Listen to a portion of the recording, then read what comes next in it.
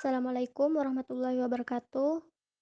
Di sini saya akan mempresentasikan PPT dengan judul Tujuan Mempelajari Tata Hukum Indonesia, Peraturan-peraturan Pokok pada Zaman Hindia Belanda dan Jepang, Dasar Hukum Berlakunya Tata Hukum Indonesia. Sebelumnya perkenalkan, nama saya Anna Fira dengan NIM 211102010055.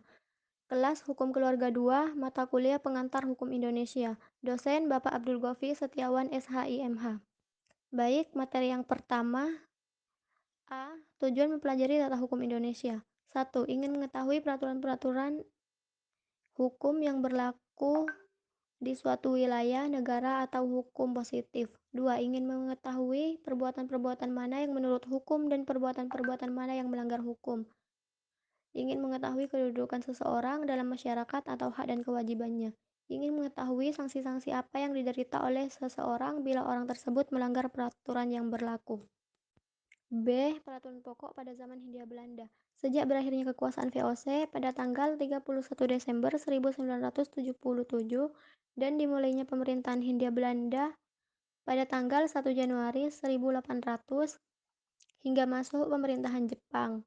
Pada peraturan-peraturan perundang-undangan yang telah dikeluarkan oleh pemerintahan Hindia Belanda, yang menjadi pokok peraturan pada zaman Hindia Belanda adalah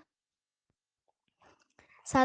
Agreement Beveilig Japan with Japan for Indonesia atau disingkat AB. Peraturan ini dikeluarkan pada tanggal 30 April 1847, termuat dalam STB 1847 nomor 23. 2. Reglement atau disingkat RR diundangkan pada tanggal 2 September 1854.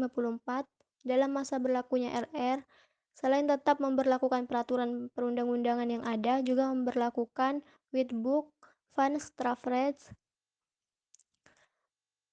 atau Kitab UU Hukum Pidana. 3. Indisch Staatsregeling atau disingkat IS atau Peraturan Ketatanegaraan Indonesia yang merupakan pengganti dari RR. Sejak tanggal 23 Juli 1925, RR diubah menjadi IS yang termuat dalam STB 1925 nomor 415 yang mulai berlaku pada tanggal 1 Januari 1926. C. Peraturan pokok pada zaman Jepang. Peraturan pemerintahan Jepang adalah Undang-Undang Nomor 1 Tahun 1942 yang menyatakan berlakunya kembali semua peraturan perundang-undangan yang tidak bertentangan dengan kekuasaan Jepang. D. Dasar Tata Hukum Indonesia. Tata Hukum Indonesia berpedoman pada UUD 1945 sehingga semua peraturan hukum dibuat oleh negara dan berlaku bagi seluruh masyarakat Indonesia. Sekian presentasi dari saya, kurang lebihnya mohon maaf. Assalamualaikum warahmatullahi wabarakatuh.